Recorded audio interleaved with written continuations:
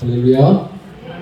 하나님께서 이 시간 크신 은혜와 사랑을 우리 모두에게 베풀어 주실 줄 믿습니다. 성공회 대학교 교수였던 신명복 선생님이 처음처럼이라는 책에서 다음과 같은 말을 한 적이 있습니다. 처음으로 하늘을 나는 어린 새처럼, 처음으로 땅을 밟는 새싹처럼, 우리는 하루가 저무는 추운 겨울 저녁에도 마치 아침처럼, 새봄처럼, 처음처럼 언제나 새 날을 시작하고 있습니다. 이처럼 산다는 것은 수많은 처음을 만들어가는 끊임없는 시작입니다. 여러분, 우리가 항상 처음처럼 살 수 있을까요? 첫 마음으로, 첫 결심으로, 그리고 그때 그 설렘과 기대로, 그때 그 결심과 다짐으로 우리가 일평생 그렇게 살아갈 수 있을까요? 힘든 일이겠죠. 분명 힘든 일입니다. 흔히 사람을 가리켜서 적응의 동물이라 그렇게 부릅니다. 자기에게 주어진 조건과 환경에 적응을 하기 위해서 변화하면서 살아가는 것이 우리 사람이다, 그런 의미죠. 그래야 살아남을 수가 있고, 그래야 후손을 또 이 땅에 남길 수가 있기 때문이겠죠. 그래서 그런지 사람들 참 잘 변합니다. 아침과 저녁이 달라지듯이 봄, 여름, 가을, 겨울 사계절이 변화하듯이 사람들도 참 잘 변합니다. 이처럼 변화하는 세상에서 더군다나 요즘처럼 변화를 끊임없이 요구하는 세상에서 처음처럼 한결같은 마음으로 살아간다는 것은 정말 어려운 일이 아닐 수 없습니다. 우리가 처음처럼 살기 위해서는 먼저 외부적인 환경과 조건들과 싸워야 합니다. 다음으로는 내부적으로 자기 자신과도 끊임없이 싸워야 합니다. 이처럼 평생을 처음처럼 살아가기 위해서는 자기의 주관과 세계관을 바르고 뚜렷하게 세우고, 또한 부단히 자기 자신을 부인하는 이 각고의 노력을 기울여야 한다는 것이죠. 옛날 페르시아에 한 왕이 있었습니다. 이 왕이 백성들이 어떻게 사는지 보기 위해서 순회를 나갔다가 그만 날이 어두워서 어느 목동의 집에 하룻밤 머물게 되었습니다. 그런데 이 목동의 마음이 얼마나 밝고 총명한지 왕이 이 목동을 보면서 감탄을 했습니다. 그래서 이 목동을 데리고 왕궁으로 돌아와서 이 목동에게 나란 일을 맡겼습니다. 그런데 이 목동이 일을 너무너무 잘하는 거예요. 그래서 벼슬이 조금씩 높아지다가 마침내 재상이 되었습니다. 재상이 되었을 때 역시 마찬가지로 목동이 일을 너무너무 잘하죠. 언제나 한결같은 마음으로 초심을 버리지 않고 일을 합니다. 성실하고 공정하고 정의롭게 모든 일을 처리하니까 사람들이 참 존경합니다. 그러던 어느 날 왕이 세상을 떠나게 되었습니다. 그러자 기회는 이때다. 시기하는 무리들이 목동 재상을 모함하기 시작했습니다. 그러나 목동 재상의 잘못을 아무리 찾아보려고 해도 도무지 찾을 길이 없는 거예요. 털어서 뭔지 안다는 사람이 없다고 하지 않느냐. 계속해서 감시하고 뒤져보아도 나오지 않는 거예요. 그런데 단 한 가지, 이 목동 재상에게는 독특한 습관이 있었습니다. 주기적으로 자기의 옛날 집으로 찾아갔어.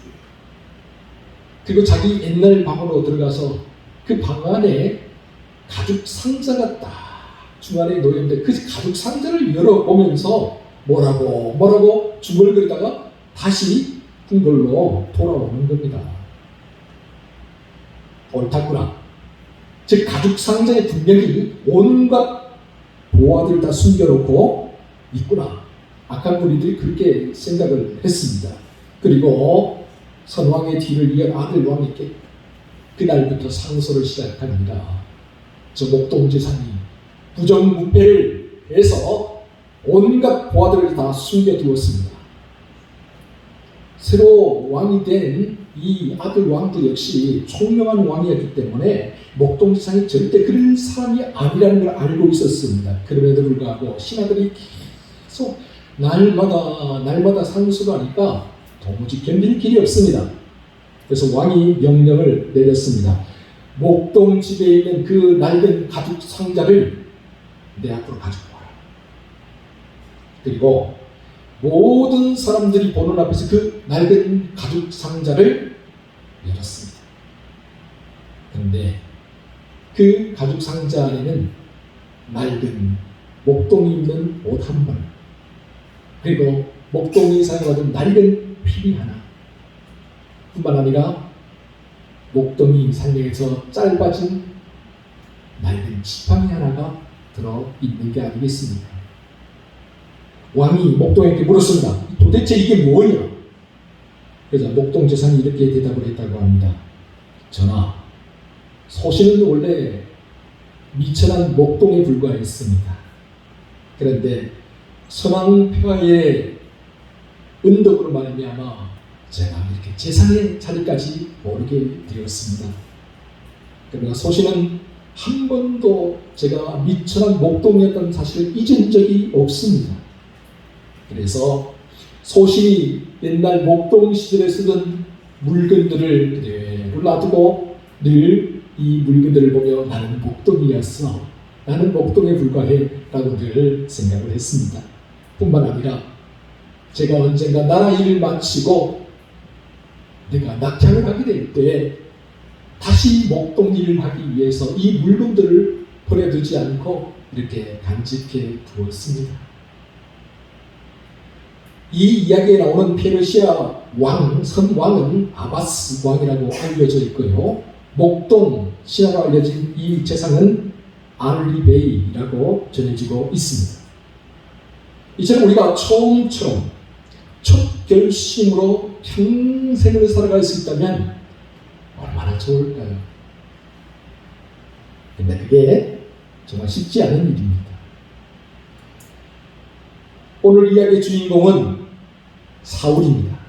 이스라엘의 초대 왕이었죠. 사울은 베냐민 지파 기스의 아들이었습니다. 사울은 남들보다 키도 크고 매우 잘생긴 청년이었습니다. 그래서 사무엘상 9장 2절은 이렇게 이야기해주고 있습니다. 기스에게 아들이 있으니 그의 이름은 사울이요 준수한 소년이라. 이스라엘 중에 그보다 더 준수한 자가 없고 키는 모든 백성들보다 어깨 위만큼 크더라. 뿐만 아니라 사울은 참으로 겸손하고 온유한 사람이었습니다. 사무엘이 하나님 명령에 따라서 사울에게 기름을 부어서 왕으로 세우려고 하죠. 이때 사울이 사무엘에게 이렇게 말을 합니다. 사무엘상 9장 21절입니다. 사울이 대답하이로되 나는 이스라엘 지파 중에서 가장 작은 베냐민 지파 사람이 아닙니까? 그리고 또한 나의 가족은 베냐민 지파 중에서도 가장 미약하지 아니합니까? 그런데 어찌하여 내게 이런 말씀을 하십니까? 이처럼 사무엘은 이 겸손하고 온유한 사울에게 기름을 부어서 왕으로 삼았습니다. 그러자 하나님의 영이 사울에게 임하였고 그에게 새 마음을 주었으며 그날 이후로 사울이 완전히 새로운 사람이 되었습니다. 시간이 조금 흐른 후에 사무엘이 이스라엘 백성들 모두를 미스바로 불러 모았습니다. 공식적으로 이스라엘 왕을 세우기 위함이었습니다. 그런데 사무엘이 이미 사울에게 기름을 부어 왕으로 세웠지만 백성들 앞에서 자기가 사울을 지목하여서 왕으로 세우지 않습니다. 제비뽑기를 합니다. 먼저 12지파에서 대표를 한 명씩 나오게 합니다. 그러자 베냐민 지파가 뽑혔습니다. 이제 베냐민 지파에서 가족의 대표들이 나오게 합니다. 그러자 기스의 가족이 뽑혔습니다.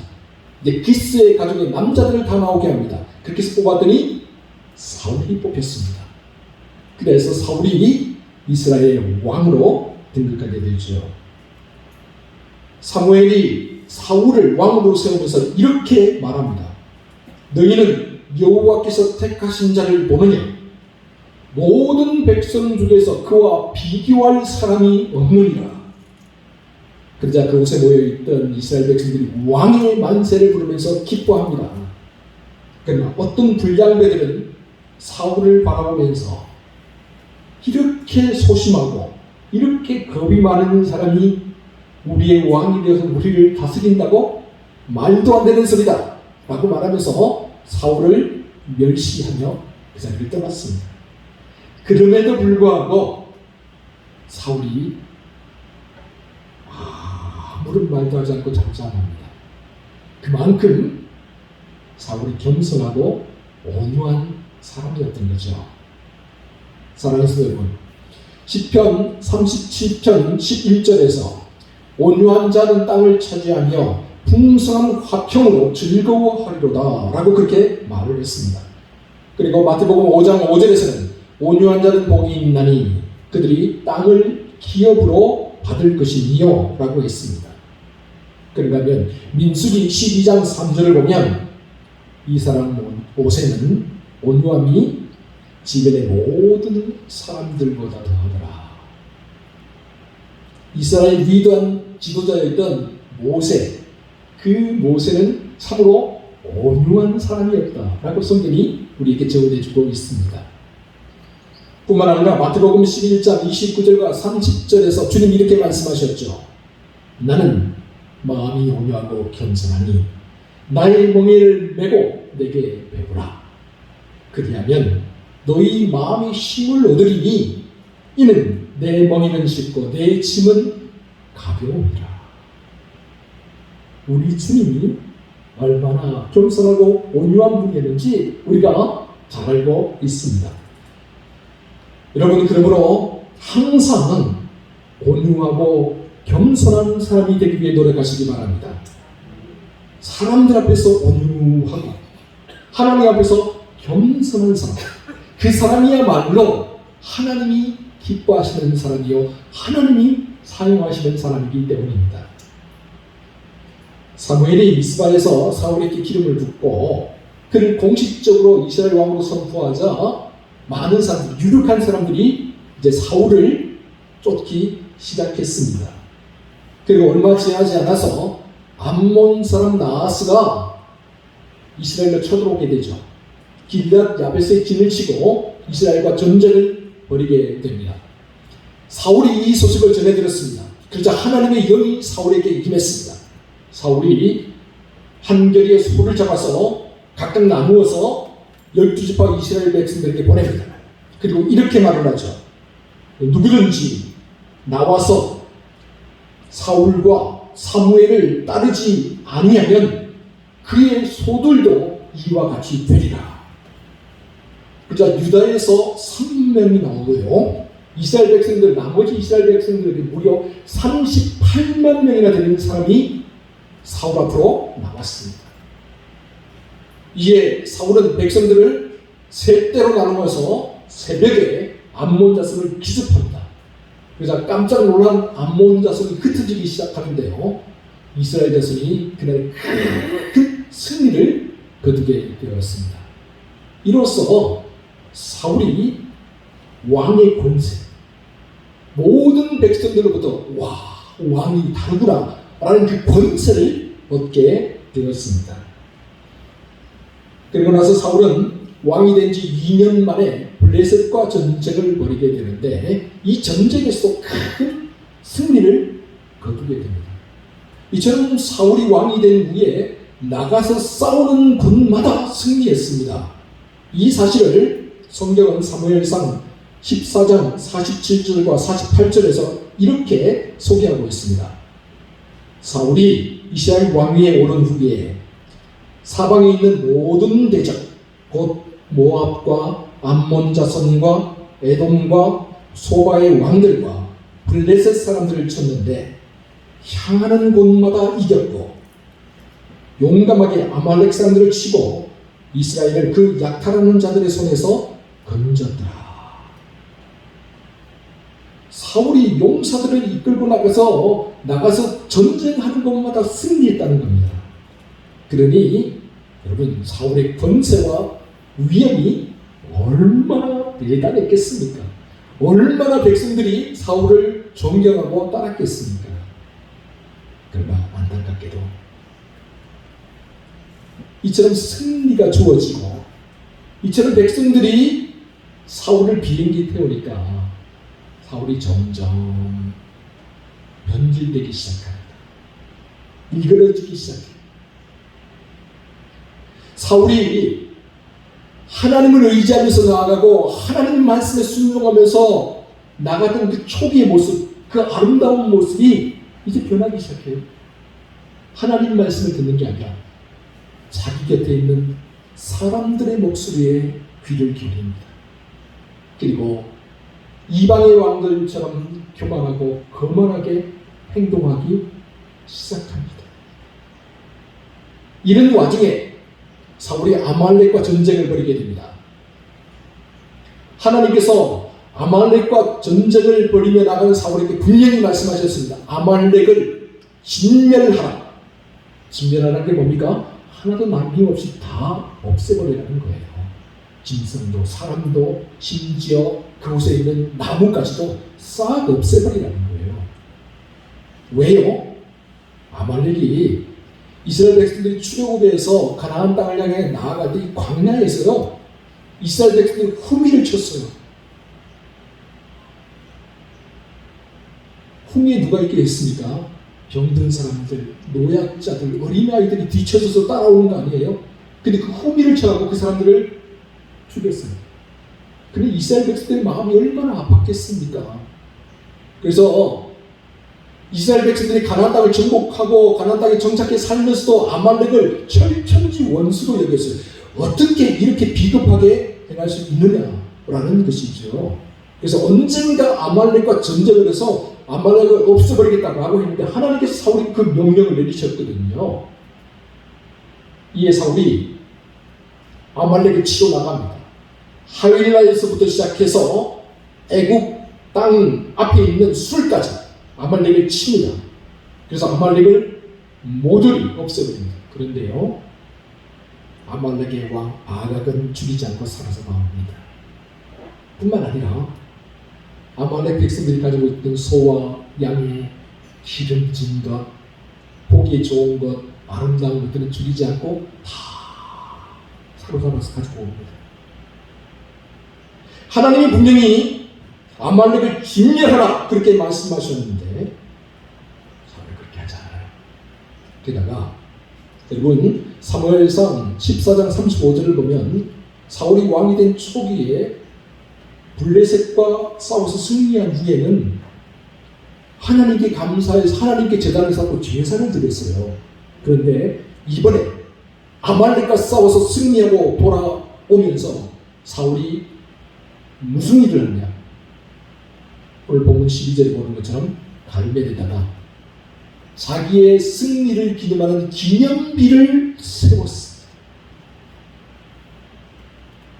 한마디로 말해서 사울이 왕이 되고 난 후에 시간이 지나면서 점점 변질되기 시작했다.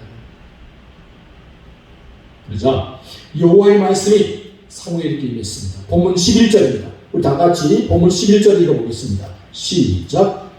내가 사울을 왕으로 세운 것을 후회하노니 그가 돌이켜 나를 따르지 아니하며 내 명령을 행하지 아니하였음이니라 하신지라. 사무엘이 근심하여 온 밤을 여호와께 부르짖으니라.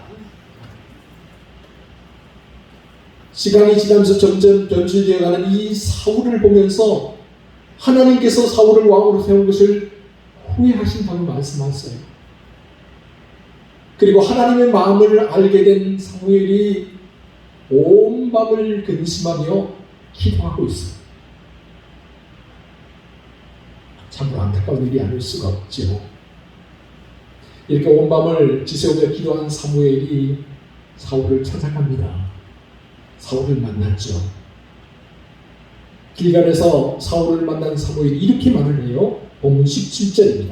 다 같이 또 우리 17절 말씀 한 목소리로 읽어보도록 하겠습니다. 시작. 사무엘이 이르되 왕이 스스로 작게 여길 그때 위에 이스라엘 지파의 머리가 되지 아니하셨나이까. 여호와께서 왕에게 기름을 부어 이스라엘 왕을 삼으시고. 여러분, 사울이 처음부터 왕이었나요? 아니요. 사울이 고백했잖아요. 나는 이스라엘 지파 중에서 가장 작은 지파 베냐민 지파 사람입니다. 베냐민 지파 중에서도 그 가족들 중에서 가장 작은 가족 기스의 가족입니다. 나는 정말 보잘것없는 사람입니다. 그렇게 고백을 했잖아요. 그런 사울이 왕이 될 때 그 첫 마음을 잃어버렸다는 거예요. 왕이 되기 전에는 그렇게 겸손하고 온유할 수 없었는데 왕이 되고 난 이후에는 사무엘도 안중에 없습니다. 하나님도 안중에 없습니다. 교만하고 거만한 사람이 되어 버렸다는 거죠. 여러분, 주님이 말씀하신 것처럼 소금이 참 좋은 겁니다. 소금이 없으면 세상에 맛을 낼 수가 없어요. 그런데 이 소금이 맛을 잃어버리게 되면 어떻게 될까요? 아무짝에 쓸모가 없습니다. 그놈에도 쓸 수가 없고, 소금이 맛을 잃어버리면 아무짝에도 쓸모가 없습니다. 그래서 주님 말씀하시죠. 밖에 길에 버려버린다.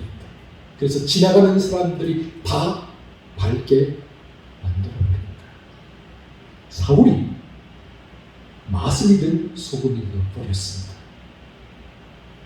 그리고 조금 더 내려가서 보시면 본문 22절과 23절에서 사무엘은 또 다음과 같이 말하고 있습니다. 우리 본문 22절, 23절 천천히 같이 읽어보겠습니다. 시작. 사무엘이 이르되 여호와께서 번제와 다른 제사를 그의 목소리를 청종하는 것을 좋아하신 같이 좋아하시겠나이까.